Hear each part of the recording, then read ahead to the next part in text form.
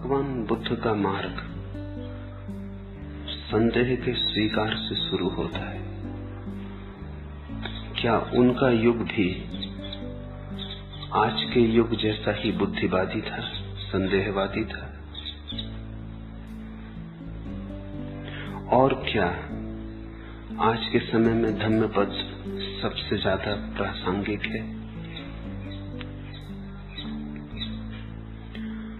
नहीं, बुद्ध का युग तो बुद्धिवादी नहीं था, न ही संदेहवादी था। बुद्ध अपने समय से बहुत पहले पैदा हुए थे। अब ठीक समय था बुद्ध के लिए 2500 साल बाद। बुद्ध जैसे व्यक्ति सदा ही अपने समय के पहले होते।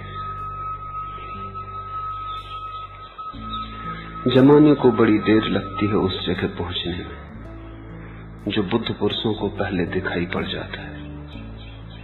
बुद्धत्व का अर्थ है देखने की ऊंचाइयां, जैसे कोई पहाड़ पर चढ़ के देखे, दूर सैकड़ों मील तक दिखाई पड़ता है, और जैसे कोई जमीन पर खड़े होकर देखे तो थोड़ी ही दूर तक आंख जाती है। बुद्ध पुरुष सदा ही अपने समय के पहले होते हैं, और इसलिए बुद्ध पुरुषों को सदा ही उनका समय, उनका युग इनकार करता है, अस्वीकार करता है।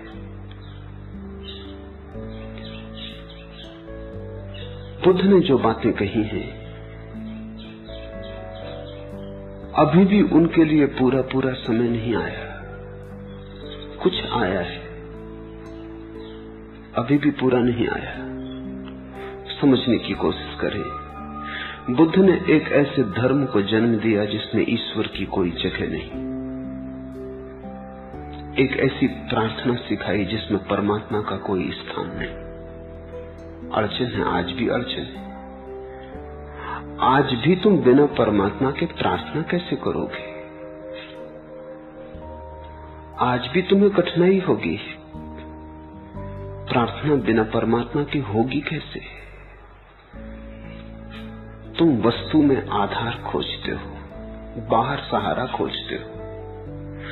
परमात्मा भी बाहर ही तुम कल्पित करते हो।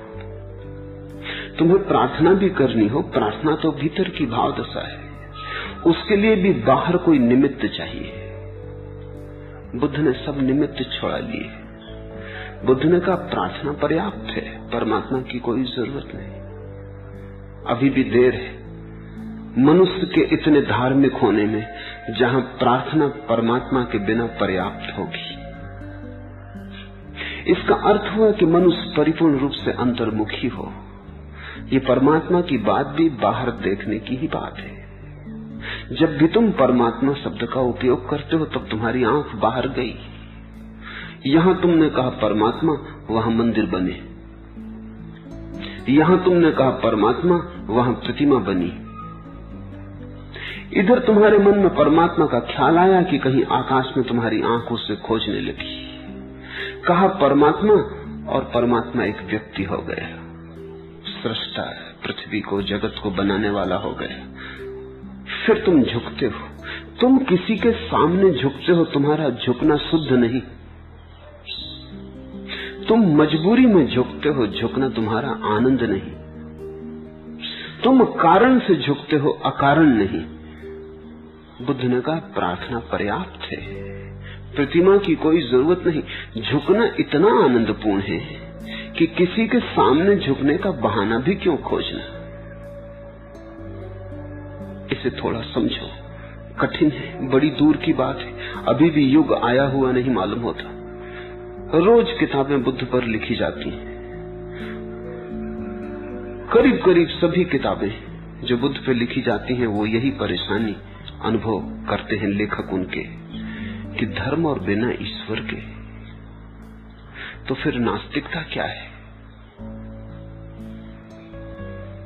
बुद्ध ने एक ऐसा धर्म दिया जिसमें नास्तिक होकर भी तुम धार्मिक हो सकते हो। आस्तिकता को शर्त न बनाया, बेशर्त धर्म दिया।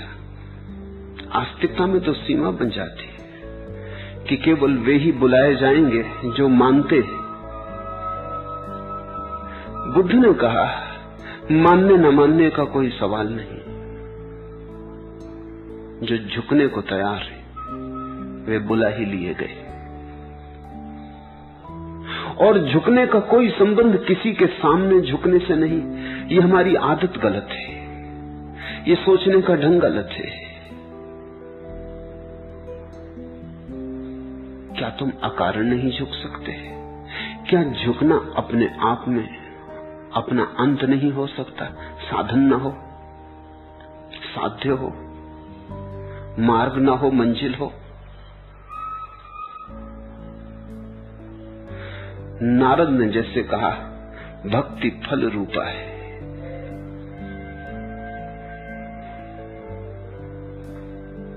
क्या झुकना अपने आप में साध्य रूप नहीं हो सकता? किसी के सामने? बुद्ध कहते हैं कोई सामने होगा तो तुम पूरे झुक ही कैसे पाओगे? अड़चन पड़ेगी, किसी की मौजूदगी बाधा डालेगी, तुम पूरे मुक्त न हो पाओगे। दूसरे की मौजूदगी सीमा बनाएगी, कटघरा खड़ा करेगी, दूसरा देखता है। बुद्ध ने कहा अगर परमात्मा है तो मनुष्य कभी स्वतंत्र ना हो पाएगा। मोक्ष कैसे होगा? दूसरा बना ही रहेगा, बना ही रहेगा, दूसरा देखता ही रहेगा, उसकी आंखें टकटकी तुम पर लगी ही रहेगी, तुम कभी खुल के सहज ना हो पाओगे। बुद्ध ने एक धर्म दिया जो परमात्मा से मुक्त है। बुद्ध ने एक मोक्ष दिया जिसमें परमात्मा की कोई आवश्यकता नहीं। इतनी ऊंचाई पर कोई धर्म कभी नहीं पहुंचा। थोड़ा सोचो तो, धर्म की इतनी ऊंचाई कि परमात्मा भी अनावश्यक हो जाए, प्रार्थना की इतनी बुलंदी कि परमात्मा भी आवश्यक न रह जाए। झुकना अपने आप में इतना परिपूर्ण आनंद है कि इसे दूसरे के सहारे की जरूरत नहीं। सहज स्फूर्त आत्मभाव। लेकिन अगर यहीं तक बात होती तो इतनी बात तो महावीर ने भी कर दी थी। बुद्ध की कुछ विशेषता न थी और महावीर बुद्ध से कुछ वर्ष पहले उम्र में बुजुर्ग थे, कोई 30-40 साल बड़े थे। ये बात तो महावीर ने कह दी थी और महावीर ने कोई नई बात न कही कि जैन परंपरा में महावीर के पहले 23 तीर्थंकर और हो चुके थे। बड़ी पुरानी परंपरा थी, ईश्वर रहित धर्म की भी छोटी धारा थी। जैन कभी बड़े विस्तार रूप में नहीं फैल पाए, फैल नहीं सकते, उनका भी ठीक समय नहीं आया, उनकी भी बात बड़ी समय के पहले हो गई। क्षीण धारा रही लेकिन थी, ये कोई नई बात न थी। अगर बुद्ध ने इतना ही कहा होता तो बुद्ध भी जैन धारा के एक अंग हो जाते। लेकिन बुद्ध ने बुलंदी और भी ऊंची ली, बुद्ध ने पंख और भी बड़े आकाश की तरफ उठाए और बुद्ध ने ऐसी बात कही जिसको समझना तो दूर, कोई कहेगा इस पे भी भरोसा नहीं आता। बुद्ध ने कहा आत्मा भी नहीं, परमात्मा तो है ही नहीं। जिसकी तुम प्रार्थना करो वो तो है ही नहीं, जो प्रार्थना करता है वो भी नहीं, सिर्फ प्रार्थना ही है। जिससे तुम प्रेम करो वो तो है ही नहीं, जो प्रेम करता है वो भी नहीं है, प्रेम पात्र भी नहीं है, प्रेमी भी नहीं है। ध्यान का विषय भी नहीं है और ध्यानी भी नहीं, बस ध्यान है। दोनों किनारे नहीं है, द्वैत बिल्कुल नहीं है, द्वंद्व बिल्कुल नहीं है। बुद्ध ने कहा शून्य है, न परमात्मा है न प्रार्थी। परमात्मा के कारण बाधा पड़ती है, और तुम परमात्मा को तब तक न छोड़ पाओगे जब तक तुम हो। तुम्हारे कारण भी बाधा पड़ती। अब इसे हम समझे, जब तक तुम हो तब तक तुम ये न मान पाओगे कि परमात्मा नहीं। तुम्हारे होने की धारणा में ही परमात्मा के होने की धारणा का बीजारोपण है। मैं हूं तो तू भी होगा। इस विराट तू का नाम ही परमात्मा है। अगर तू नहीं है तो मैं कैसे हो सकता हूं? मैं और तू साथ साथ ही सार्थक, अलग अलग व्यर्थ हो जाते। तो बुद्ध ने पहले तो कहा परमात्मा नहीं, वहां तक महावीर का संग साथ रहा। इसलिए जैन बुद्ध को महात्मा कहते, भगवान नहीं। आदमी भला है, थोड़ी दूर तक गया है, महात्मा है। भगवान नहीं, अभी पूरा नहीं पहुंचा है। आधी बात तक तो साथ गया है, फिर इसका मार्ग अलग हो गया है, फिर इसने तो जड़ ही तोड़ दी। परमात्मा नहीं था ये तो कहा ही, आत्मा भी नहीं। इसने होने की धारणा ही बदल दी, इसने होने की सब सीमाएं उखाड़ दी। बड़ी अड़चन होती है बुद्धि को, कुछ भी नहीं है तो फिर इतना सब है और इस सब के नीचे कुछ भी नहीं। और बुद्ध कहते हैं ये सब जो है, इस सब के भीतर कहीं भी कोई सीमा नहीं। ये विराट है, लेकिन ये विराट कहीं भी बटा हुआ कटा हुआ नहीं। न मैं में बटा है, न तू में बटा है। अविच्छिन्न है ये धारा। इसमें आत्मा कहीं भी नहीं है, इसमें कहीं भी मैं कहने की गुंजाइश नहीं है। जहां मैं कहा वहीं असत्य हुआ। और ये जो बातें बुद्ध ने कही, ये कोई दार्शनिक की बातें न थी, एक अनुभव सिद्ध पुरुष के वचन थे। तुम भी जब गहरे ध्यान में जाओगे तो न परमात्मा को पाओगे, न स्वयं को पाओगे। अस्तित्व होगा निर्विकार, जिस पे कोई सीमा न होगी, कोई सरहद न होगी।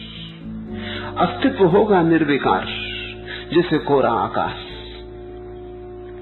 बदलियों के रूप भी न होंगे। इस परम शून्य को बुद्ध ने निर्वाण कहा। संदेह से शुरू की यात्रा शून्य पर पूर्ण की। संदेह और शून्य के बीच में बुद्ध का सारा बोध है। अभी भी समय नहीं आया। संदेह को धर्म का आधार बनाया और शून्य को धर्म की उपलब्धि। बाकी सारे धर्म विश्वास को आधार बनाते हैं और पूर्ण को उपलब्धि। ये तो बिल्कुल उल्टा हो गया, नाव उल्टा थी।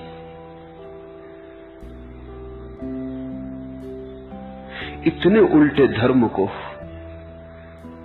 समझने के लिए बड़ी गहन प्रज्ञा चाहिए। सीधा सीधा धर्म समझ में नहीं आता। जहां विश्वास से शुरुआत होती है और जहां पूर्ण पर अंत होता है, सीधा सीधा धर्म भी समझ से छूट छूट जाता है। जो तुमसे ज्यादा मांग भी नहीं कहता, कहता सिर्फ श्रद्धा करो, वो भी नहीं हो पाता। हम ऐसे अभागे, उतना भी नहीं सकता। श्रद्धा ही करने को कहता है साधारण धर्म, मान लो, खोज की बात ही नहीं कहता। बुद्ध कहते हैं मानने से न चलेगा, बड़ी खोज करनी पड़ेगी। पहले कदम के पहले भी बड़ी यात्रा है। साधारण धर्म कहता है पहला कदम बस तुम्हारे भरोसे की बात है, उठा लो, इससे ज्यादा कुछ करना नहीं, तुमसे ज्यादा मांग नहीं करता। लेकिन बुद्ध का धर्म तो तुमसे पहले कदम पर पहुंचने के लिए भी बड़ी लंबी यात्रा की मांग करता। वो कहता संदेह की प्रगाढ़ अग्नि में जलना होगा, क्योंकि तुम जो भरोसा करोगे वो तुम ही करोगे ना। तुम जो भरोसा करोगे वो तुम्हारी बुद्धि ही करेगी ना। तुम्हारी बुद्धि अगर बाधा है तो तुम्हारी बुद्धि से आया भरोसा सीढ़ी कैसे बनेगा। तुम्हारी बुद्धि में ही अगर रोग है तो उस रोग से जन्मे हुआ विश्वास भी बीमारी ही होगा। इसलिए तो सारी दुनिया पर मंदिर है, मस्जिद है, गुरुद्वारे, इतना विश्वास फैला हुआ है। लेकिन कहीं खबर मिलती धर्म की, कहीं सुगंध उठती धर्म की, कहीं दिए जलते धर्म के। गहन अंधकार है, कहीं कोई चिराग नहीं। मंदिर अंधेरे पड़े, मंदिर अंधेरे ही नहीं पड़े, अंधेरे के सुरक्षा स्थल बन गए। मस्जिदों में अंधेरा शरण पा रहा है। आस्था के नाम पर सब तरह के पाप पलते, विश्वास के नीचे सब तरह का झूठ चलता है। धर्म पाखंड है, क्योंकि शुरुआत में ही चूक हो जाती। पहले कदम पर ही तुम कमजोर पड़ जाते हो, पहले कदम पर ही साहस से खोज नहीं करते। तुम्हारा विश्वास तुम्हारा ही होगा, तुम्हारा विश्वास तुम्हें तुमसे पार ना ले जा सकेगा। इसलिए बुद्ध ने कहा, तोड़ो विश्वास, छोड़ो विश्वास, सब धारणाएं गिरा देनी, संदेह की अग्नि में उतरना है। तो साहसी चाहिए, खोजी चाहिए, अन्वेषक चाहिए, अभियान पर जाने की जिनकी क्षमता हो, चुनौती स्वीकार करने का जिनके भीतर साहस हो। और बुद्ध कहते हैं, आश्वासन कोई भी नहीं है, क्योंकि कौन तुम्हें आश्वासन दे। यहां कोई भी नहीं है जो तुम्हारा हाथ पकड़े, अकेले ही जाना है। मरते वक्त भी बुद्ध ने कहा, अप दीपो भव, अपने दिए बनो। मैं मरा तो रो मत। मैं कौन हूं? ज्यादा से ज्यादा इशारा कर सकता था, चलना तुम्हें था। मैं रहूं तो तुम्हें चलना है, मैं जाऊं तो तुम्हें चलना है। मेरे ऊपर झुको मत, मेरा सहारा मत लो, क्योंकि सब सहारे अंततः तुम्हें लंगड़ा बना देते, सब सहारे अंततः तुम्हें अंधा बना देते, सहारे धीरे धीरे तुम्हें कमजोर कर जाते।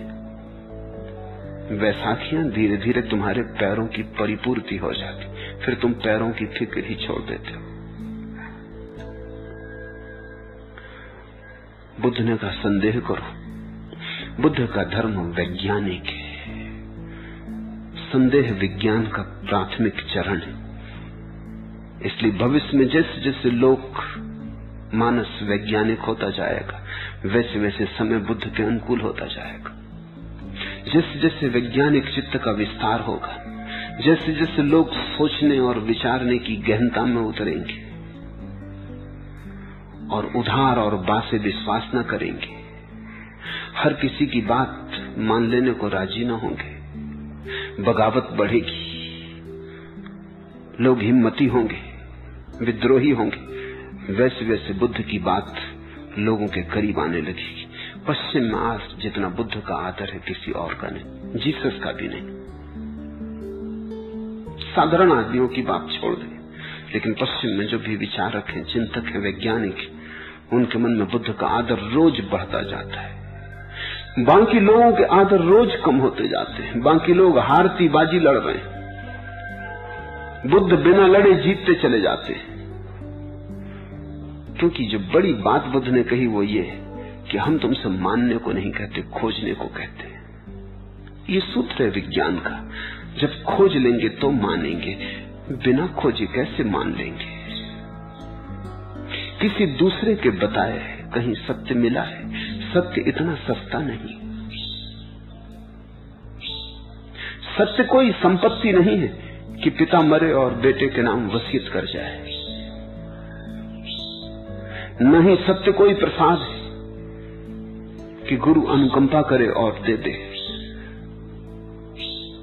देने लेने की बात ही नहीं, खोजना पड़ेगा, कंटकाकीर्ण मार्गों पर चलना पड़ेगा। लहू लुहान, थके हारे पहुंच जाओ सौभाग्य। जरूरी नहीं है कि पहुंच ही जाओ, क्योंकि भटकाव बहुत है, खाई खड्ड बहुत है। भ्रमजाल बहुत है, माया मरीचिकाएं बहुत है, कहीं भी खो जा सकते हो। और तुम्हारे भीतर भी कमजोरियां बहुत हैं। थक जाओ तो कहीं भी भरोसा करके रुक सकते हो। किसी भी मंदिर के सामने, किसी भी मस्जिद के सामने पस्त हिम्मत, थके हारे सिर झुका सकते हो। इसलिए नहीं कि तुम्हें कोई जगह मिल गई जहां सिर झुकाने का मुकाम आ गया था, बस सिर्फ इसलिए कि अब तुम थक गए, अब और नहीं खोजा जाता। तुम ख्याल करना, तुम्हारे झुकने में कहीं पस्त हिम्मती तो नहीं, कहीं सिर्फ हार गए, पराजित हो गए, ऐसा तो नहीं। हारे को हरिनाम, कहीं ऐसा तो नहीं कि हार गए अब करें क्या, तो हरिनाम जपने लगे। कहीं ऐसा तो नहीं है कि धर्म तुम्हारी मजबूरी है, असहाय अवस्था है।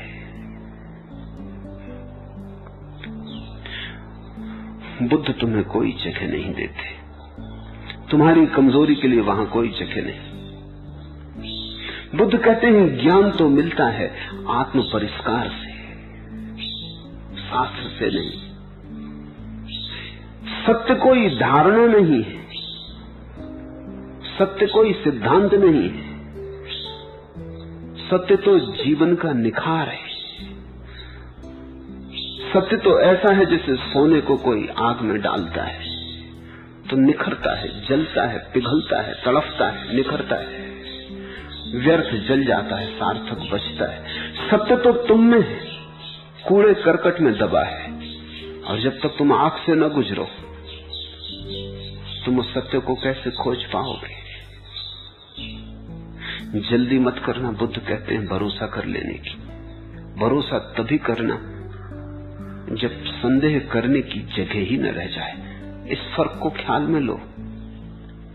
दूसरे धर्म कहते हैं भरोसा कर लो, संदेह के विपरीत। संदेह को ओझल कर दो, आंख से उपेक्षा कर दो। संदेह है माना, तुम भरोसा कर लो। संदेह को दबा दो भरोसे की राख में। संदेह को भूल जाओ भरोसे की आड़ में। भरोसे की छाया में टिक जाओ। ढांक लो अपना सिर, जैसे शुतुरमुर्ग दुश्मन को देख के रेत में सिर गपा लेता है। ऐसे चारों तरफ संदेह ने तुम्हें घेरा है, तुम अपने सिर को आस्था के रेत में दबा लो, भूल जाओ। देखो ही मत आंख खोल के, क्योंकि आंख खोल के देखोगे तो संदेह उठेंगे। और धर्म कहते हैं कि श्रद्धा कर लो संदेह के विपरीत। बुद्ध कहते हैं संदेह कर लो, पूरी तरह कर लो, इतना कर लो कि संदेह गिर जाए और श्रद्धा का आविर्भाव हो। वो बड़ी अलग बात है, वो बिल्कुल ही अलग बात है। और धर्मों की श्रद्धा संदेह के विपरीत है, बुद्ध की श्रद्धा संदेह का अभाव है। जब संदेह नहीं बचता तो जो बचती है वही श्रद्धा है। इसलिए पहले संदेह से जूझ लो। अगर संदेह के रहते श्रद्धा कर ली तो ऊपर ऊपर श्रद्धा होगी, भीतर भीतर संदेह होगा, और जो भीतर है वही निर्णायक है। किसे धोखा देना है, ऊपरी वस्त्रों से कुछ भी ना होगा।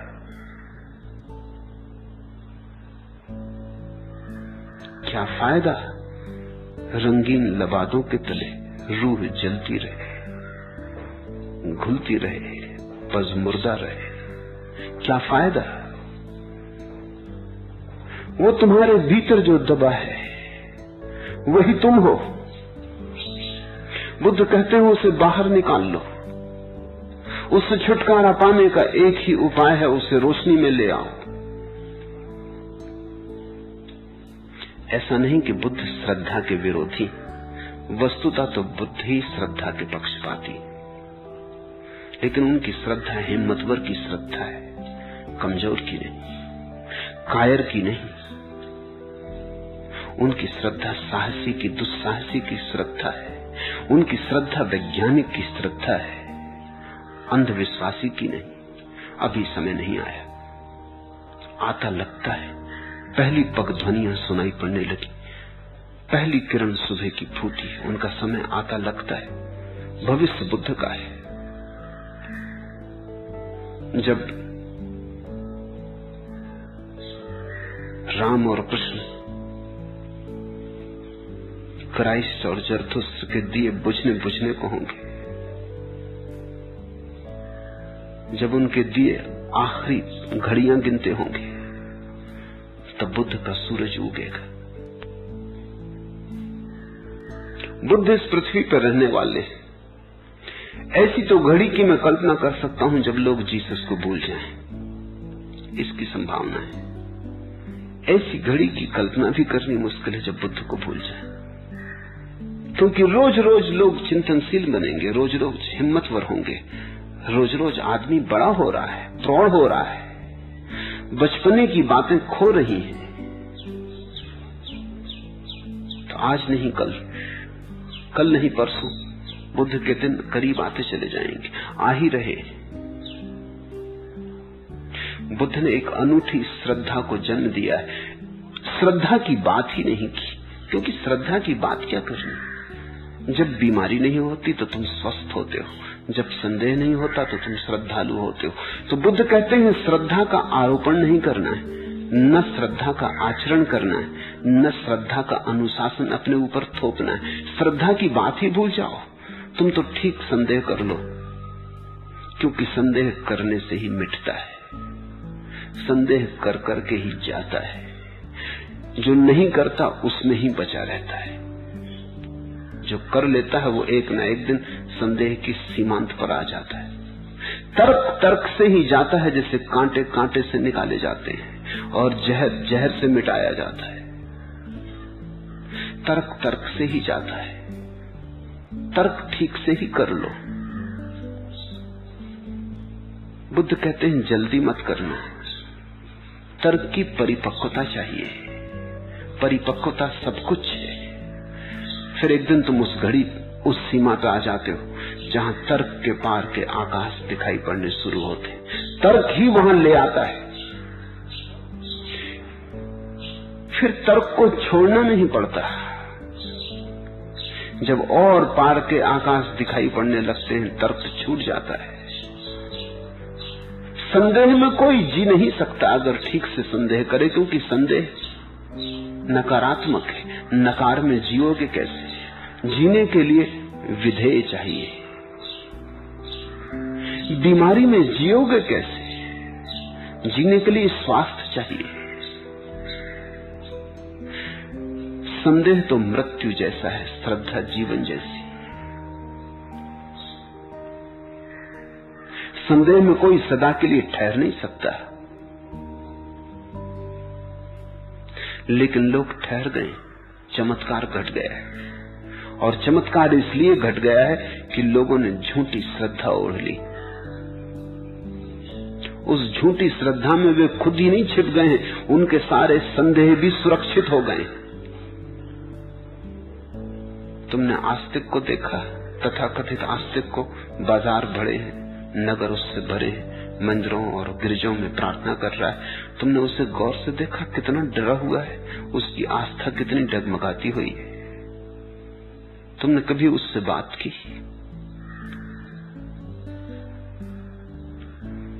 डरता है, उसकी सांस फूल आती है अगर संदेह की बात करो।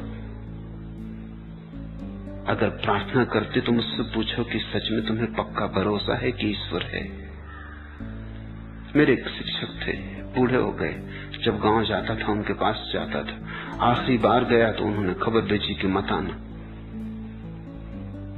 फिर भी मैं गया। मैंने उनसे पूछा कि अब कभी ना आऊंगा। जब आपने खबर भेजी तो ना आऊंगा, लेकिन कारण पूछने आया कि मुझे क्यों इनकार किया है। वो कहने लगे, इनकार का कोई कारण नहीं, वर्षों तुम्हारी प्रतीक्षा करता हूं जब आते हो, लेकिन अब डरने लगा हूं। तुम्हारी बातों से संदेह पैदा हो जाता, मंत्र लड़खड़ाने लगते। अब मौत मेरी करीब है, अब मुझे आस्था से मर जाने दो। मैंने कहा, ये आस्था जो इतनी लड़खड़ाती है, जो जिंदगी में भी जिंदा नहीं है, ये मौत में काम आएगी। ये मंत्र जो इतने लड़खड़ाते हैं, जिनकी कोई जड़ें नहीं, जो मेरे हिलाए हिल जाते, ये कितने दूर सांस देंगे मौत में, ये कहां तक सांस जाएंगे।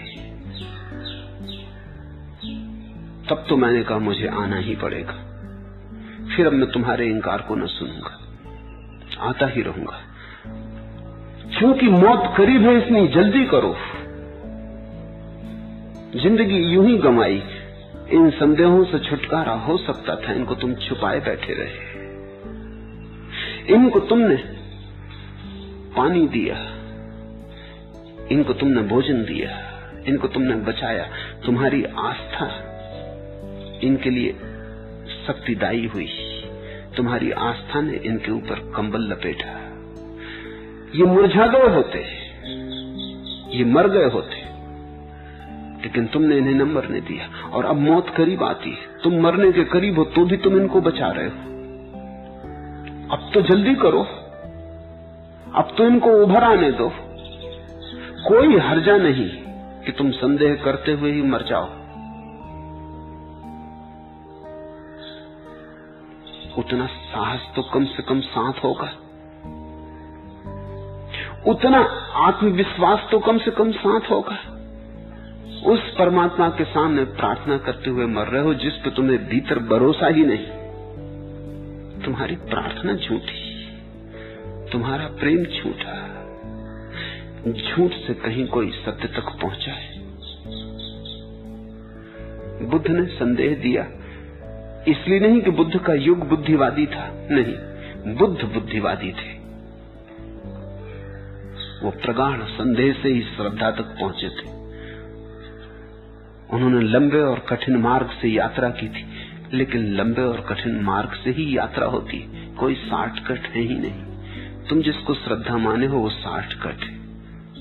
तुम बिना गए, बिना कहीं पहुंचे, बिना कुछ हुए श्रद्धा कर लियो। तुम्हारी श्रद्धा नपुंसक है, तुम जानते हो भली भांति। इसलिए तुम ऐसे लोगों की बातें सुनते फिरते हो जहां तुम्हारी श्रद्धा में थोड़ा बल आ जाए, थोड़ी ताकत आ जाए। तुम भयभीत हो, तुम्हारे शास्त्रों में लिखा है नास्तिकों की बातें मत सुनना। नास्तिक कुछ कहे तो कान में अंगुलियां डाल देना। इन शास्त्रों को छुट्टी दो, ये शास्त्र कमजोरी सिखाते। ये शास्त्र परमात्मा तक कैसे ले जाएंगे? जो आस्था इतनी डरपोक हो कि नास्तिक की बात सुनने से कपटी हो, इससे तो नास्तिक बेहतर। कम से कम उसके शास्त्रों में कहीं तो नहीं लिखा है कि आस्तिक की बात सुनने से डरना। लगता है उसकी नास्तिकता में उसका भरोसा ज्यादा है तुम्हारी आस्तिकता से, और जिस तक तुम्हें ही भरोसा नहीं, उससे क्या सिद्ध हो सकता है? तो ध्यान रखना, बुद्ध ने संदेह दिया। संदेह प्रक्रिया है श्रद्धा को पाने की। संदेह करते करते तुम संदेह से मुक्त हो जाते हो। संदेह में चलते चलते तुम उस जगह आ जाते हो जहां श्रद्धा का सूरज उगता है।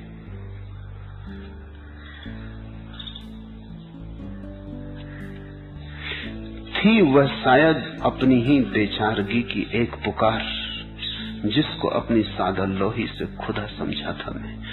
तुमने जिसे परमात्मा समझा है, कहीं वो तुम्हारी असहाय अवस्था की पुकार ही तो नहीं?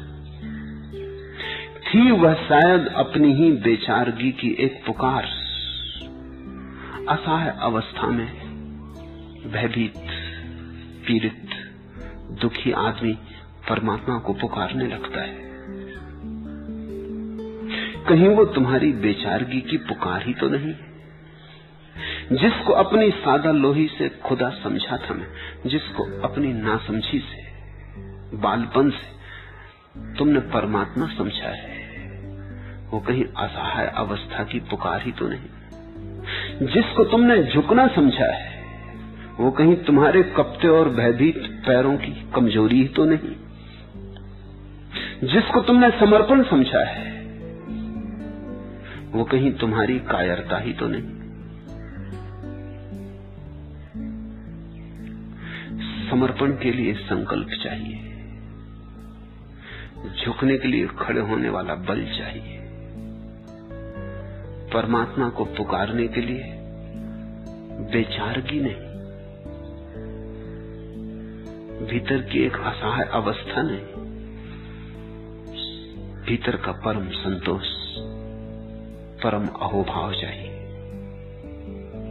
बुद्ध ने परमात्मा नहीं छीना तुमसे, तुम्हारी बेचारगी छीनी। तुमने बेचारगी को ही परमात्मा का नाम दे दिया था। बुद्ध ने तुमसे मंदिर नहीं छीने,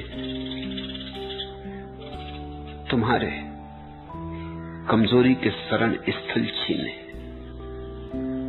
और बुद्ध ने कहा तुम्हें खुद ही चलना है। बुद्ध ने तुम्हारे पैरों को सदियों सदियों के बाद फिर से खून दिया, तुम्हें अपने पैरों पर खड़े करने की हिम्मत थी। बुद्ध सद्गुरु है और बुद्ध उसी को सद्धर्म कहते हैं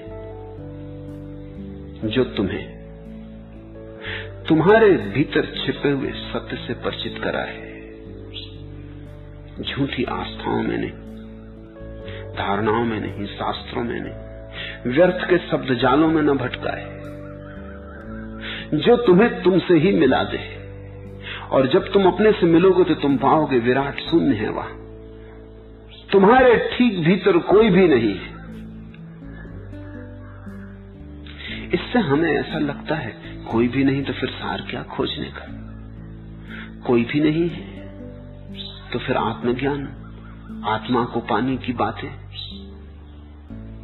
जो जानते हैं उन्होंने आत्मा के स्वरूप को भी शून्य ही कहा है, निर्गुण ही कहा है।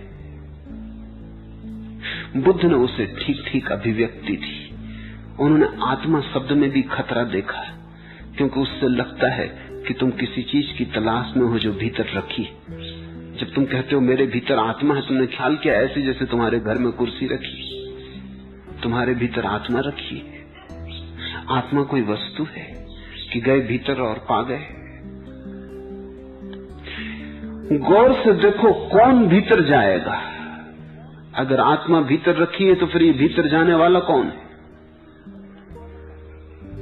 अगर आत्मा भीतर रखी है तो फिर ये बाहर कौन गया? बुद्ध कहते हैं न बाहर न भीतर, वो जो यात्रा है, वो जो बाहर और भीतर आने वाला जाने वाला चैतन्य वही है। और वो चैतन्य वस्तु नहीं, प्रवाह है। वो चैतन्य कोई ठहरा हुआ जल का सरोवर नहीं, गंगा की सागर की तरफ भागती धारा है। बुद्ध ने आत्मा शब्द का उपयोग नहीं किया क्योंकि आत्मा से जड़ता का पता चलता है। तुम बड़े हैरान होगे क्योंकि तुम तो आत्मा का उपयोग जड़ता के विपरीत करने के आदी हो। तुम तो कहते हो ये पत्थर जड़ है, इसमें कोई आत्मा नहीं। तुम तो कहते हो आदमी में आत्मा है, आदमी जड़ नहीं। बुद्ध ने कहा आत्मा शब्द में ही जड़ता है। आत्मा शब्द का मतलब ये हुआ कि कुछ तुम्हारे भीतर ठहरा हुआ है, रुका हुआ है, कुछ तुम्हारे भीतर मौजूद ही है। तो जो मौजूद ही है वो जड़ है। तुम्हारे भीतर कुछ हो रहा है सतत, उसको आत्मा कैसे कहें? प्रवाहमान है, होने की अवस्था है नहीं, सदा हो रहा है। चैतन्य एक यात्रा है, तीर्थ यात्रा कहो। कोई ठहराव नहीं, कोई मुकाम नहीं। चलते जाने का नाम है, होते जाने का नाम है, और ये होना कभी पूरा नहीं होता। क्योंकि जो पूरा हो जाए तो फिर जड़ता है। इसलिए बुद्ध की बात को समझना कठिन है, बुद्ध हुए बिना समझना कठिन है। लेकिन बुद्ध कहते हैं मानना मत, समझना हो तो तैयारी रखना यात्रा की, मानना हो तो किसी और द्वार पर जाके सो रहना, बुद्ध का द्वार तुम्हारे लिए नहीं। भगवान बुद्ध का मार्ग संदेह के स्वीकार से शुरू होता है। क्या उनका युग आज के युग के जैसा ही बुद्धिवादी था? नहीं, युग से कोई संबंध नहीं। बुद्ध अपने युग के बहुत पहले आ गए थे। बुद्ध पुरुष सदा ही अपने युग के पहले होते। बुद्ध पुरुष कभी भी समसामयिक नहीं होते, कंटेम्पररी नहीं होते, जहां होते हैं वहां से आगे होते। इसलिए जब भी होते हैं, जहां भी होते हैं, वही समझे नहीं जाते। वो जो भी कहते हैं वही दीवालों पर पड़ता है, कानों पर नहीं। वो जो भी बताते हैं अंधी आंखों पे पड़ता है, आंखों पे नहीं। हम उन्हें सुन लेते हैं, समझ नहीं पाते। इतना ही होता तो भी कुछ बुरा नहीं था, हम उन्हें गलत समझ पाते। इतना ही होता कि हम कहते कि हम नहीं समझ पाए तो भी कोई हर्जा न था, हम उन्हें गलत समझ पाते, क्योंकि ये तो हम मान ही नहीं सकते कि हम समझ नहीं सकते। ठीक नहीं समझ सकते तो गलत समझ लेते, लेकिन ये धारणा तो मन में परिपोषित करते ही चले जाते हैं कि समझ लिया। जिन्होंने बुद्ध को सुना, जिन्होंने बुद्ध को माना, जो बौद्ध बन गए, उन्होंने भी समझा नहीं। उन्होंने परमात्मा को छोड़ दिया, बुद्ध को पकड़ लिया। वो बुद्ध की पूजा करने लगे।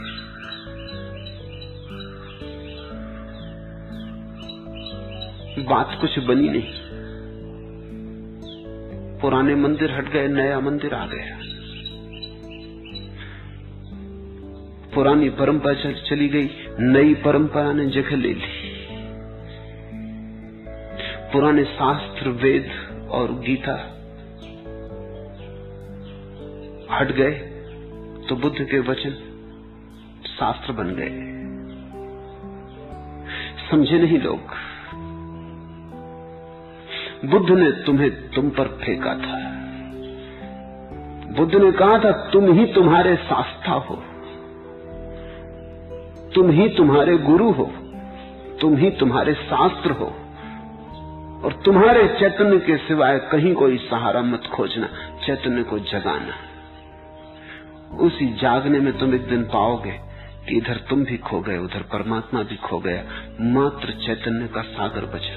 उसको बुद्ध ने निर्वाण कहा है। जहां बूंद सागर से एक हो जाती, जहां बूंद पाती है कि सागर ही है। लेकिन बुद्ध ने सभी शब्द नकारात्मक उपयोग किए, वो भी तुम्हारी वजह से। कोई अड़चन न थी कि वो शून्य की जगह पूर्ण कह देते, कोई अड़चन न थी। तुम्हारे कारण, क्योंकि जैसे ही कोई विधेयक शब्द उपयोग किया जाए तुम तत्क्षण श्रद्धा करने को तैयार हो, तुम चलने को राजी नहीं हो, तुम विश्वास करने को राजी हो। तो बुद्ध ने सब नकारात्मक शब्दों को उपयोग किया, मोक्ष तक का उपयोग नहीं किया, क्योंकि मोक्ष शब्द को सुनते ही तुम्हें ऐसा लगता है कोई ऐसा वक्त आएगा जहां हम परिपूर्ण रूप से मुक्त होंगे, मगर होंगे जहां मैं रहूंगा, मुक्त होकर रहूंगा, बंधन न होंगे, मैं होऊंगा। बुद्ध ने कहा तुम ही बंधन हो। जब बंधन न होंगे तो तुम भी न होगे। कुछ होगा जिसका तुम्हें कोई भी पता नहीं, उसे मैं मत कहो। और आज कोई उपाय नहीं है उसे समझने का। आज तक तो तुमने जो जाना है वो बंधन ही बंधन जाने। अब तक तो तुम बंधनों का जोड़, तुम एक कारागृह हो। तो बुद्ध ने कहा मैं मुक्त होकर रहेगा, ऐसा नहीं, मैं से मुक्ति हो जाएगी। इसलिए बुद्ध ने मोक्ष शब्द का उपयोग न किया, नया शब्द गढ़ा, निर्वाण। निर्वाण का अर्थ होता है जैसे तुम दिए को फूंक देते हो, दिया बुझ जाता है, तो कहते हैं दिए का निर्वाण हो गया। निर्वाण का अर्थ है जैसे दिया बुझ जाता है, फिर तुम खोज के भी ना पा सकोगे कि ज्योति कहां गई। तुम फिर बता ना सकोगे पूरब गई ज्योति की पश्चिम गई। फिर तुम बता ना सकोगे कि आकाश में ठहर गई कि पाताल में ठहर गई। फिर तुम कह ना सकोगे कहां है ज्योति, विराट में खो गई, नहीं हो गई। तो बुद्ध ने एक अनूठा शब्द गढ़ा, निर्वाण। निर्वाण के दो अर्थ हैं। एक अर्थ है दिए का बुझ जाना, जैसे दिया बुझ गया ऐसे ही तुम बुझ जाओगे। फिर मत पूछो कि कहां रहोगे, मोक्ष में, स्वर्ग में, परियों से घिरे, परियों के झुरमुट में, कल्पतरु के नीचे बैठे, जो वासनाएं त्यागनी थी उनका भोग करते हुए, या नरक में पापों का कष्ट दंड पाते हुए। कहां होगे? बुद्ध ने कहा मत पूछो ये बात। जैसे दिया बुझ जाता निर्वाण में, ऐसे ही तुम बुझ जाओगे।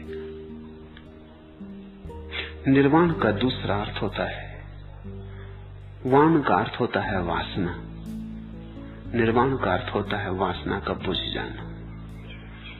जैसे दिया बुझ जाता है ऐसी वासना बुझ जाएगी। और तुम एक वासना हो। दूसरे धर्म कहते हैं कि तुम अलग हो, वासनाओं ने तुम्हें घेरा। बुद्ध कहते हैं तुम सभी वासनाओं का जोड़ मात्र हो। ये बड़ा क्रांतिकारी विचार है। दूसरे धर्म कहते हैं तुम हो और वासनाएं हैं। बुद्ध कहते हैं वासनाएं हैं, उनके जोड़ का नाम तुम हो। जैसे हम लकड़ियों का एक गट्ठर बांधते हैं, 10 लकड़ियां पड़ी थी, उनको बांध के एक गट्ठर बना लिया। अब हम इसको बंडल कहते हैं, गट्ठर कहते हैं। लेकिन गट्ठर क्या है? 10 लकड़ियों से कुछ अलग। 10 लकड़ियां इकट्ठी, एक एक लकड़ी बाहर निकाल लो तो पीछे गट्ठर बचेगा। जब 10 लकड़ियां निकाल लोगे तो पीछे कुछ भी ना बचेगा। ऐसा बुद्ध ने कहा कि तुम अलग और तुम्हें वासनाओं ने घेरा, ऐसा नहीं। तुम वासना हो, तुम तृष्णा हो, हविस होने की दौड़। बस तुम सारी वासनाओं का जोड़। एक एक वासना निकालते जाओ, उतने ही तुम कम होते जाओगे। जिस दिन आखिरी वासना बुझ जाएगी उस दिन तुम न हो जाओगे। उस दिन पीछे तुम बचोगे नहीं, जैसा कि और लोग कहते हैं कि पीछे तुम बचोगे, शुद्ध आत्मा बचेगी। ऐसा बुद्ध कहते हैं क्या बचेगा? गट्ठर पीछे नहीं बचेगा, सब खो जाएगा। इस खो जाने को निर्वाण कहते हैं। मोक्ष नहीं कहा, कैवल्य नहीं कहा, परम पद नहीं कहा, ब्रह्मलोक नहीं कहा, क्योंकि वो सब विधायक शब्द थे। उनको सुनते से ही तुम्हारी वासनाओं में प्राण आ जाते। अभी तुम मुझे सुन रहे हो, लेकिन कहीं तुम्हारे भीतर कोई कहे चला जा रहा होगा कि नहीं नहीं, ऐसा कैसे होगा? सब वासनाएं शून्य हो जाएंगी तो हम ना होंगे? नहीं नहीं, सब वासनाएं शून्य हो जाएंगी मगर हम होंगे, शुद्ध रूप में होंगे। मगर शुद्ध रूप का मतलब क्या होता है? शुद्ध तुम तभी होते हो जब नहीं होते हो। जब तक हो तब तक तो अशुद्धि रहेगी, होना ही अशुद्धि है। बुद्ध ने बड़ी बारीक बात कही, बारीक से बारीक जो कभी किसी ने कही थी। फिर उस पर कोई और परिष्कार नहीं हो सका, हो भी ना सकेगा। बुद्ध ने आखिरी बात कही। बुद्ध अंतिम वक्तव्य है, उसमें और सुधार करना, तरमीम करनी, संशोधन करना मुश्किल है।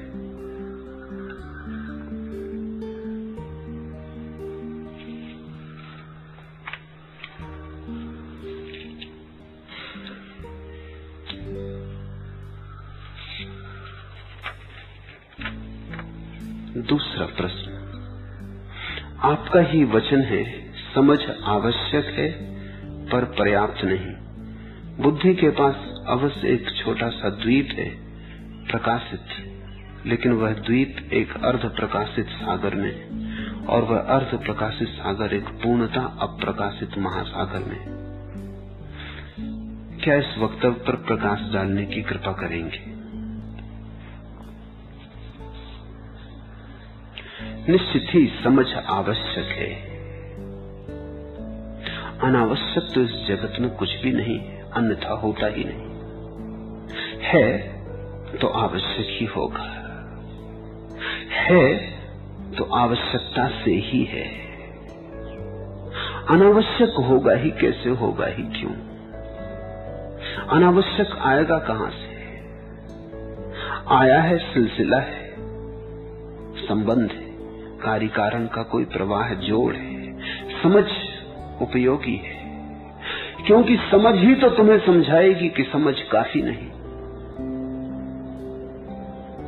समझ से ही तो तुम समझोगे कि समझ के पार जाना है। समझ ही तो तुम्हें जगाएगी कि समझ की नींद से उठो। बहुत देखे सपने विचारों के, प्रत्यय और धारणाओं के जाल में बहुत जिए, अब उठे। सुबह हुई, भोर हुई। कौन तुम्हें जगाएगा लोभ से? कौन तुम्हें जगाएगा क्रोध से? कौन तुम्हें जगाएगा काम से?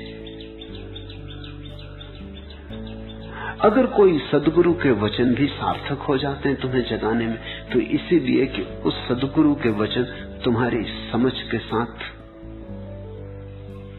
तुम्हारी सोई हुई समझ के साथ कोई संबंध स्थापित कर लेते।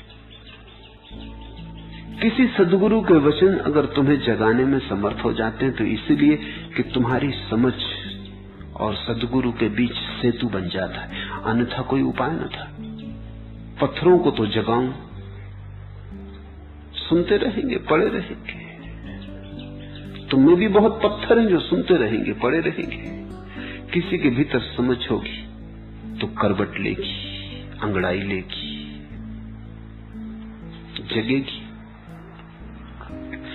देख के कर्रो फर दौलत का तेरा जी ललचाए। धन को देखकर ईर्षा जगती, महत्वाकांक्षा जगती। देख के कर्रो फर दौलत का तेरा जी ललचाए। सूंघ के मुस्की जुल्फों की बू नींद सी तुझको आए। जैसे बेलंगर की कश्ती लहरों में बोला है। मन की मौज में तेरी नियत यूं है डामाडोल। तौल अपने को तौल, लेकिन तौलने का तो एक ही सूत्र है, भीतर की समझ। थोड़ी देखना शुरू करे। तुमने अब तक अपनी समझ का एक ही उपयोग किया है, नासमझी को साथ दिया है। क्रोध करना है तो तुमने समझ का सहारा दिया है क्रोध को। समझ तो तुम्हारे पास है, ठीक उतनी ही जितनी किसी बुद्ध पुरुष के पास है। उपयोग कहीं गलत हो रहा है, गलत दिशा में हो रहा है। जब तुमने क्रोध किया है तो तुमने हजार तर्क खोजे हैं कि क्रोध जरूरी था। तुमने अपने बच्चे को मारा है, क्रोध किया है, तो तुमने कहा न मारेंगे तो सुधरेगा कैसे। जैसे कि ये कोई सिद्ध प्रमाण हो कि मारने से कोई कभी सुधरा है। कौन सुधरा है?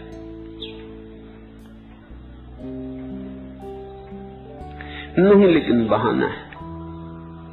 असली बात थी कि तुम क्रोधित हो गए थे, लेकिन क्रोध को सीधा सीधा करने की तो तुम्हारी भी हिम्मत नहीं। लोग क्या कहेंगे? तुम अच्छे अच्छे कारण खोजते हो। तुम कहते हो बच्चे को सुधारना है। शिक्षक स्कूल में बच्चों को पीटता है, इसलिए नहीं कि बच्चों को सुधारने से उसे कुछ लेना देना है, क्या प्रयोजन है। लेकिन जब भी बच्चे उसके अधिकार को कहीं भी चोट करते, उसके अहंकार को कहीं भी चोट करते, तब वो ऐसा नहीं कहता कि मेरे अहंकार को चोट पहुंची इसलिए मैं तुम्हें मारूंगा, क्योंकि ये बात तो फिर बड़ा मुश्किल हो जाएगी, इसको छुपाना मुश्किल हो जाएगा। वो कहता तुम्हारे सुधार के लिए, तुम्हारे हित के लिए तुम्हें मारना जरूरी है। तुमने कभी गौर किया कि तुम कितने तर्क, कितने कारण खोजते हो क्रोध के लिए? लोभ के लिए तुम समझ का कितना सहारा देते हो। ईर्षा को भी तुम ईर्षा नहीं कहते, स्पर्धा कहते हो। ये समझ का सहारा है। तुम कहते हो स्पर्धा ना होगी तो जीवन जड़ हो जाएगा, प्रतियोगिता ना होगी तो विकास कैसे होगा, प्रगति कैसे होगी। मेरे पास लोग आ जाते, वो कहते हैं कि अगर प्रतियोगिता खो गई तो प्रगति खो जाएगी। तो प्रगति को बचाने के लिए प्रतियोगिता करनी उनको जरूरी मालूम पड़ती है, यद्यपि प्रतियोगिता के अच्छे नाम के नीचे सिर्फ ईर्ष्या छिपी है, जलन छिपी है, किसी दूसरे के पास है और उनके पास नहीं। कोई दूसरा आगे है और वो पीछे। तो तुमने लोभ को सहारा दिया है, क्रोध को सहारा दिया है, तुमने काम वासना को सहारा दिया है, तुमने समझ का अब तक गलत उपयोग किया है। समझ का एक और उपयोग है, सही उपयोग है, वही सद्धर्म है।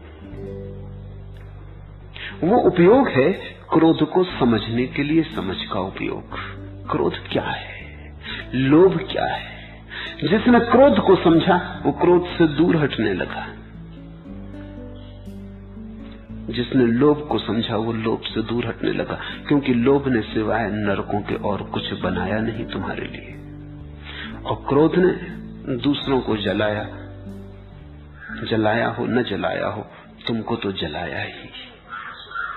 क्रोध से तुमने दूसरों पर कुछ अंगारे फेंके जरूर, लेकिन अंगारों को पहले अपने भीतर तो पैदा करना पड़ता है। जब तुम किसी को गाली देते हो तो दूसरे को चोट पहुंचेगी न पहुंचेगी ये उस पर निर्भर है, तुम्हारी गाली पर नहीं।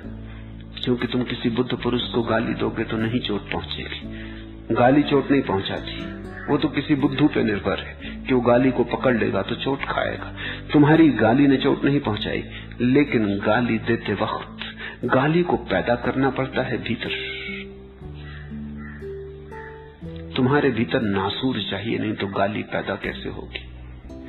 नाली के कीड़े पैदा करने हो तो गंदी नाली चाहिए, गालियां पैदा करनी हो तो हृदय में नासूर चाहिए, दुख पे घाव चाहिए, मवाद चाहिए, नहीं तो गाली कैसे पैदा होगी। गाली कहीं आकाश से तो नहीं आती। गुलाब की झाड़ी पे गुलाब लगते,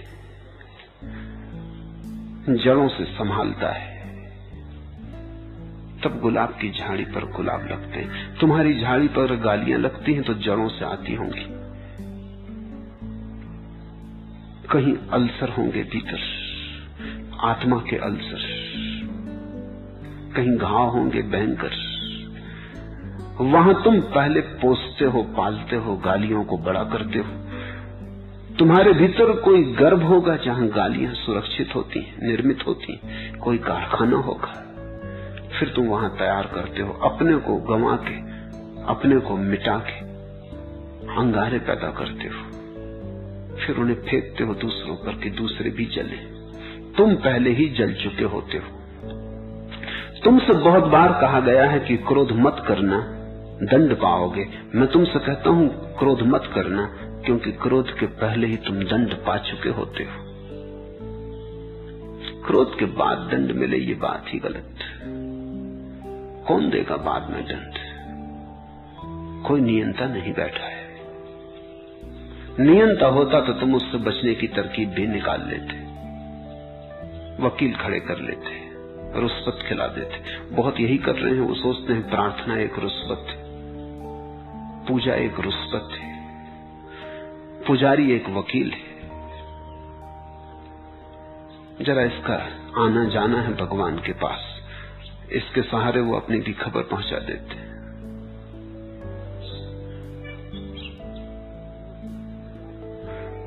नहीं, गाली देने के पहले ही तुम्हें दंड मिल चुका। लोभ करने के पहले ही, लोभ के पालने में ही तुम सड़ चुके। अब और दंड की कोई जरूरत नहीं, काफी हो गई बात। समझ का दूसरा उपयोग है क्रोध को समझो, सहारा मत दो। और जैसे ही तुम बिना सहारा दिए क्रोध को देखोगे तुम पाओगे ये तो जहर था, ये तो आत्मघात था। तुम कर क्या रहे थे अब तक? अपने को मिटाने में लगे थे। तुम हटने लगोगे दूर, और जो ऊर्जा, जो शक्ति क्रोध में संलग्न होकर व्यर्थ नष्ट होती थी, विध्वंस होती थी, वही ऊर्जा करुणा बन जाएगी। जब क्रोध हटता है तो करुणा पैदा होती, क्योंकि ऊर्जा को कहीं तो जाना होगा। जब कांटे न बनेंगे तो ऊर्जा मुक्त होगी, फूल बनेगी। जो लोभ बनती थी ऊर्जा, वही दान बनेगी। जो काम बनती थी ऊर्जा वही प्रेम बनेगी। और अनंत सीढ़ियां हैं आत्मजीवन की। धीरे धीरे तुम ऊपर उठते जाते हो, गुरुत्वाकर्षण तुम्हें खींचता नहीं। एक ऐसी घड़ी आती है सद्धर्म की जहां तुम्हें पंख लग जाते, जहां तुम प्रसाद रूप हो जाते हो, जहां तुम्हें कोई बाधा नहीं रह जाती।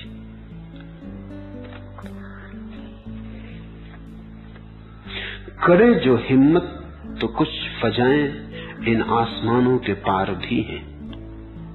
करे जो हिम्मत तो कुछ फजाएं इन आसमानों के पार भी हैं। यह मैंने माना सकूं मैसर तुझे तहे आसमां नहीं। ये मैंने माना कि जहां तुम हो, जैसे तुम जी रहे हो, जिस आसमान के तले तुमने अपना घर बनाया बड़ा छोटा है। आंगन तुम्हारा बहुत छोटा है।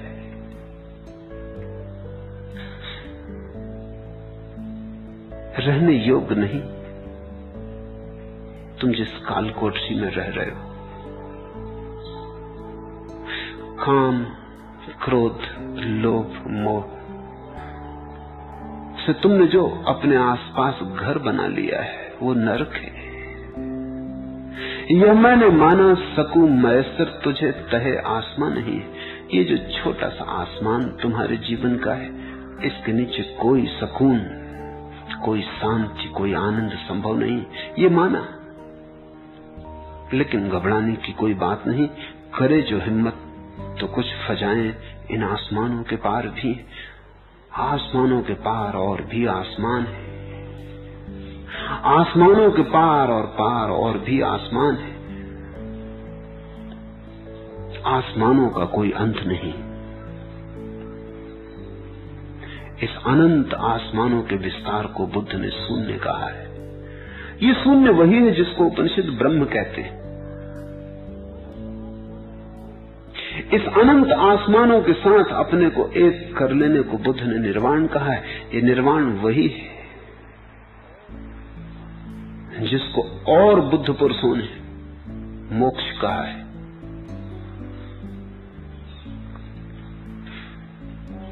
बुद्धि बड़ी छोटी सी बात है।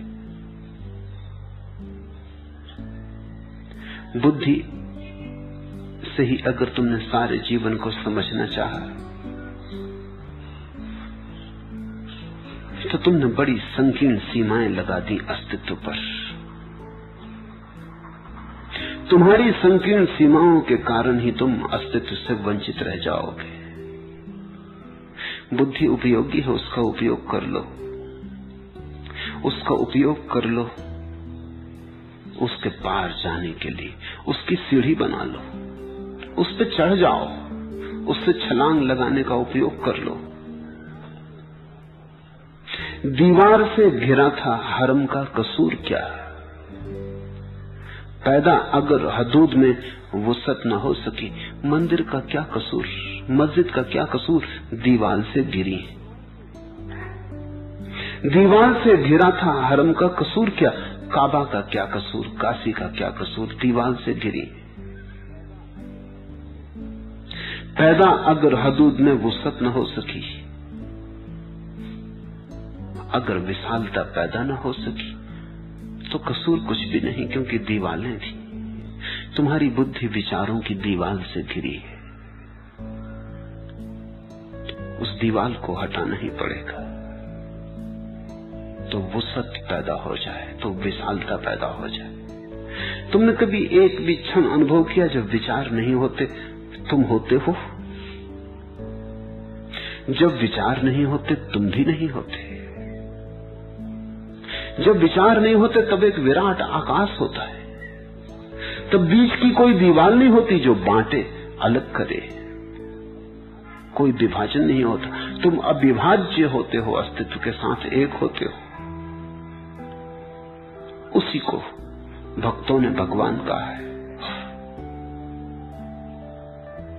वो भक्तों की भाषा है, बुद्ध को वो भाषा प्रिय नहीं, क्योंकि बुद्ध ने उस भाषा के बड़े दुष्परिणाम देखे। भक्तों के लिए ठीक रही होगी, लेकिन भक्तों के पीछे जो चलते हैं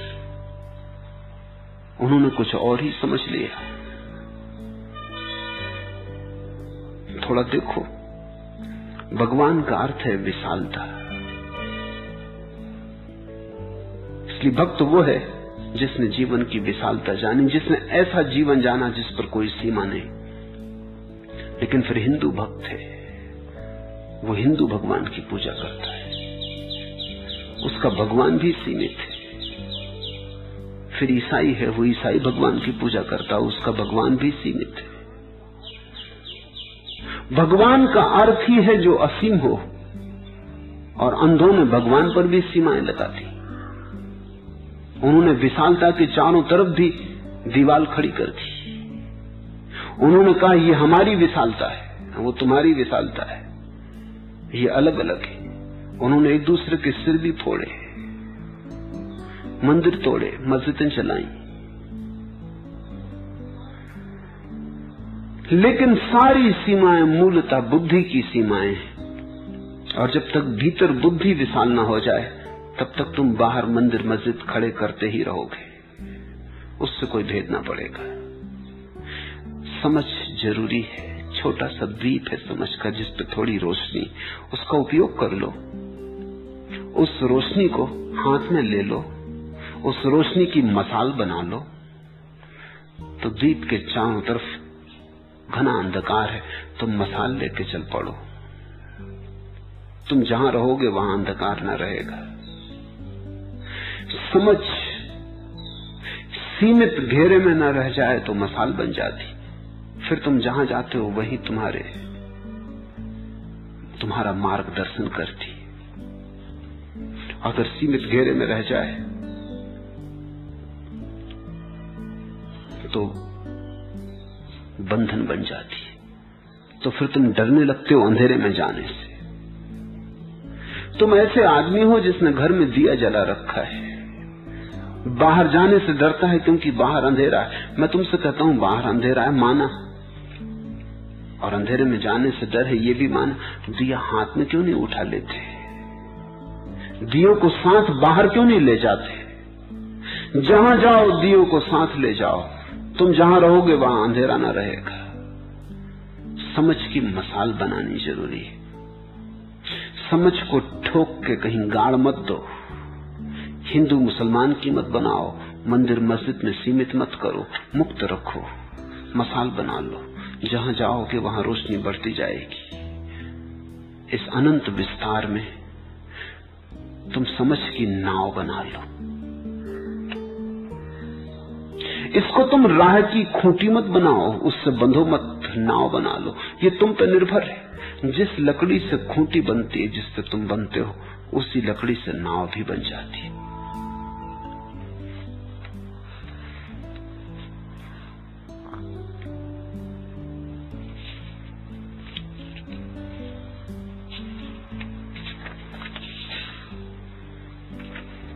तीसरा प्रश्न, भगवान बुद्ध आत्मा को नहीं लेकिन चैतन्य को, अप्रमाद को तो मानते हैं, और चैतन्य शायद परम है, या क्या उसका भी निर्वाण होता है?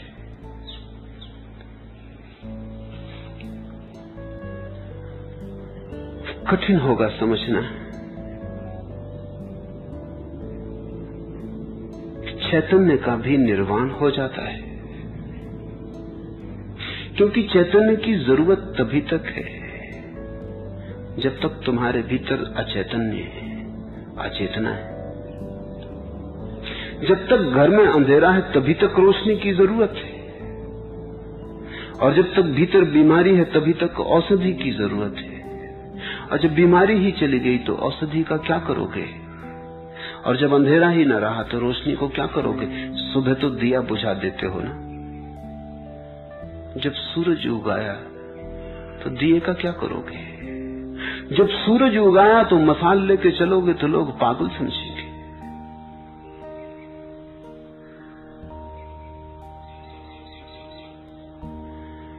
एक ऐसी घड़ी आती है आखिरी, जहां चैतन्य की भी जरूरत नहीं रह जाती। इतना विराट चैतन्य चारों तरफ फैला होता है कि अपने चैतन्य का क्या सवाल, उसको भी ढोना बोझ मालूम पड़ने लगता है। होने ही को है ए दिल तकमील मोहब्बत की, एहसास से मोहब्बत भी मिटता नजर आता है। प्रेम पर, प्रेम की यात्रा में ऐसा पड़ाव आता है जहां प्रेम का भाव भी विलीन हो जाता है, क्योंकि सभी भाव विपरीत पर निर्भर है। होने ही को है ए दिल तकमील मोहब्बत की, अब प्रेम की पूर्णता करीब ही आती है। ये करीब ही आने लगी ए दिल, प्रेम की पूर्णता, एहसास से मोहब्बत भी मिटता नजर आता है। अब तो प्रेम का भाव भी मिटता हुआ नजर आ रहा है, तो पूर्णता करीब आने लगी। इसे समझो, विपरीत के कारण आवश्यकता है। क्रोध है इसलिए समझाते हैं करुणा चाहिए। जब क्रोध ही न होगा तो करुणा भी क्या चाहिए। इसका यह मतलब नहीं कि तुम कठोर हो जाओगे, इसका मतलब इतना ही कि तुम इतने करुणा से एक हो जाओगे कि तुम्हें पता ही न चलेगा कि करुणा है। करुणा का पता भी कठोर लोगों को चलता है। तुम रास्ते पे किसी को दान दे आते हो तो तुम कहते फिरते हो कि दान दे आए, ये लोभी आदमी का लक्षण है। लोभ के कारण दान का पता चला। अगर लोभ बिल्कुल मिट गया हो तो देने का पता कैसे चलेगा? दे दोगे। ऐसे ही जैसे श्वास बाहर आती भीतर जाती, किसको पता चलता है? हाँ, कभी कभी पता चलता है श्वास का, श्वास की कोई बीमारी हो जाए तो पता चलता है, नहीं तो श्वास का कहीं पता चलता है। चलती रहती, आती जाती रहती, स्वास्थ्य का कोई पता नहीं चलता, बीमारी का ही पता चलता है। तुम्हें प्रेम का पता चलता है क्योंकि तुम्हारे भीतर घृणा अभी भी मौजूद है। जब घृणा बिल्कुल मिट जाएगी, तुम क्या किसी से कह सकोगी कि मैं तुम्हें प्रेम करता हूं? कैसे कहोगे? तुम प्रेम रूप हो गए होगे। कौन कहेगा मैं प्रेम करता हूं? कौन अलग होकर कहेगा कि मैं प्रेम करता हूं? प्रेम करने के लिए भी घृणा करने की क्षमता चाहिए। प्रेम करता हूं ऐसा पता चलने के लिए घृणा शेष चाहिए। जब घृणा बिल्कुल ही शून्य हो जाती है तो प्रेम कैसा? इधर घृणा गई, प्रेम का भाव भी गया। इसका यह मतलब नहीं कि प्रेम नहीं बचता, प्रेम ही प्रेम बचता है, लेकिन बोध कैसे हो? जब तक भीतर मूर्छा है तब तक चेतना भी पता चलती है। जब मूर्छा बिल्कुल चली जाती तो चेतना की पता नहीं चलता। पता किसको चले, कैसे चले? पता चलने के लिए विपरीत की मौजूदगी चाहिए। तुम बाहर हो जेल खाने के, तुम्हें पता चलता है जेल के बाहर होने का? कुछ पता नहीं चलता। एक दफा जेल होके आओ, तब जेल से छूटोगे, राह पर आके खड़े हो जाओगे तो तुम्हें पता चलेगा स्वतंत्रता का। राह से हजारों लोग निकल रहे हैं, उनमें से किसी को पता नहीं चलता। तुम अगर उनसे कहोगे नाचो, मुक्त हो तुम जेल के बाहर, वो कहेंगे पागल हो गए, दफ्तर जा रहे हैं, घर जा रहे हैं, नाचे किस लिए? तुमको लगता है नाचे, तुम जेल में थे। जंजीरों ने तुम्हें स्वतंत्रता का बोध दिया, लेकिन कितनी देर ये याद रहेगी? एक आध दिन, 2 दिन, 4 दिन, 10 दिन। जैसे जैसे स्वतंत्रता स्वीकार हो जाएगी वैसे वैसे बोध खो जाएगा। सिर का पता चलता है जब सिर में दर्द होता है। जब सिर में दर्द नहीं होता सिर का पता नहीं चलता। जिसको सिर में दर्द कभी हुआ ही नहीं, उसे सिर का पता ही नहीं।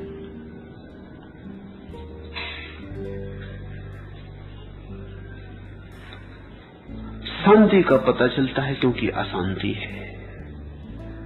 विश्राम का पता चलता है क्योंकि थकान है। प्रकाश का पता चलता है क्योंकि अंधकार है, जीवन का पता चलता है क्योंकि मौत है। जिन्होंने अमृत जीवन को जाना, उनको धीरे धीरे जीवन का पता भी नहीं चलता। जहां मृत्यु नहीं है वहां जीवन का पता कैसे चले। होने ही को है ये दिल तकमील मोहब्बत की, ऐसा से मोहब्बत भी मिटता नजर आता है। आज इतना।